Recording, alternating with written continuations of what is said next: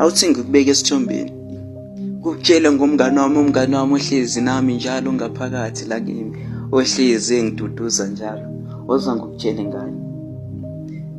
Abanye bethu bathi ukholwa kanjani into ongayibonanga, mina ngithi ubusisiwe ukholwa ngabonanga ngoba lo bonayo najikelana ngakusasa. Ungamkholwa kanjani uNkulunkulu umbona la emhlabeni lokubhiza uthi lo uNkulunkulu wami bese ngakusasa nizojikelana ngoba vele ndiyabonana. Kanti ke kubusisiwe ukholwa ungaboni ngoba uboni namacala akhe, makayenza ukuba ukuboni nakho into ozoyenza nje ukumkhonza bese uyamdumisa, yiloko kuphela okufunekayo. Ngaphandle kwaloko ke angisazi. Uma ulokuza ngeitori uthi kanti uNkulunkulu lapha ekhona iphila kanjani, lokho sekufuna yena, mina ngisangeni lapha into engizoyenza ukumkhonza nje kuphela. Kanti ke ubusisiwe ukholwa ngabonanga ngokuba umuntu ombonayo usuke ekujikela ufana nomsowenyoka uhlezi ekujikela njalo uma umbuka ebusweni. Abanye benu nikhihle sikanandi esililo ngokuba labantu enibathembile niloku nibhizi nibakhonza namhlanje sebanijikelile abasafuna ukuncedisa. Kanti ke lo uNkulunkulu wami woza kuya kajikelana namhlanje ngizothi ubusisiwe ukholwa ngabonanga. Bathi ngikholwa ngabonanga ngiyihlanya kanti angimboni nalo uNkulunkulu engimkholwayo, kodwa ngiloku ngibhizi ngishumayela ngaye, ngiloku ngibhizi ngixwala itrad. Ngithi ke kuhle kakhulu kuba ngihlanyele yena kunokuthi ngihlanyele abantu, ngoba namhlanje abantu bakhuluma kakhulu kodwa kuyaxaxa bayazi neqiniso. Kanti woza ngokufaka esithombeni kukutshele ngomngane engimaziyo. Umngane wami uyangiduduza, umngane wami uhlezi nami ngaphakathi kumina. Lo mngane wami akangishiyi, lo mngane wami uhlezi epholisa amanxeba wami uma ngikhala uhlezi engiduduza. Kanti ke inhliziyo yami uma igobhoza amakhwa yena uhlezi iduduza njalo eyithoba bese uyayithoba njalo. Kanti ke umngane wami uyinhleko yami, uma ngihleka uhlezi ehleka nami, uma ngikhala uhlezi ekhala nami. Umngane wami akathanda ukungibona ngidabukile, kanti ke wangibona ngidabukile uvela adabuke kakhulu bese uyangiduduza uthi thula.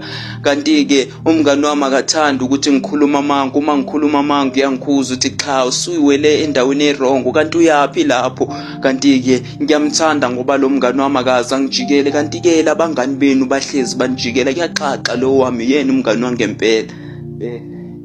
Hayi awuza ngokubeka esithombeni. Umngane wami muhle kakhulu futhi ngiyamthanda kakhulu. Lo mngane wami umoya engcwele ohlezi kimi, akasuki kimi uhlezi nginamathele. Kanti ke uma wasuka kimi ngabe ngilahlekelwa yikonke. Lo mngane wami uyangikhuza njalo. Uma ngibona intambo ngibona kangcono ukuthi ngifake entanyeni, kodwa yena ifika angikhuza athi cha musukwenza lokho into eyenziwa abantu bomhlaba. Kanti ke ungalinge wena uyithinte leyo ngoba wena ungombuso wezulu. Kanti ke ngiyamthanda lo mngane wami, umngane wami uhleze nami, uyangijabulisa. Senginqoba nje ngisho amahubo ngenxa lo mngane wami uyakhuluma ngaphakathi kumina. Uyena ongitshela indaba lokhu uyangixoxela uthi tshela abantu bami ukuthi ngithini ngabo, ngoba abanye benu nithi imfihlakalo nisitholi, kanti ke abanye benu nithi senivalelwe amathuba. Nithi abanye benu ifise sini uNkulunkulu ngicela ungixolele wena songilahlile angisazi ukuthi ngiyenze njani. Abanye benu niloku nibhizi nimbeka amakhwala, niloku nibhizi nimbeka amabala, ninkunze emabalabala, nikhonza amakhosi amabili, kuyaxaxa nje anifanele ukudunyiswa kwanani.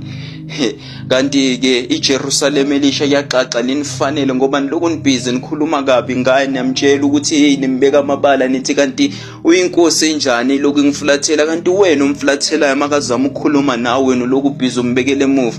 Kanti inkomo ezimbili uma hlele esibayeni esisodwa kuyaxaxa khona eyodwa izophatha, angeke zombili ziphathe. Kanti ke uma ufuna ukuyiphatha wena ucabanga ukuthi ubani ozokuphatha, ngoba umuntu ofuna ukuyiphatha siyamekelela kwabantu ayiphathe. Kanti ke uma utshela ukuthi ungcono ke liyasho nezwi lithi abakuqala bayoba bungqina, ngakho ke khalela ukuba ukugcina bese uzoba ngokuqala. Kanti ke mina ngiyimbodlo manje ibhodla iqiniso, incwadi iphephandaba isibala abaholo belihambisa indaba kweinhliziyo zabo ziphukile. Kanti ke ame good gift ngiphuma ezulwini. Hawu umngane wami, iyona ndaba enginiqoqela ngayo.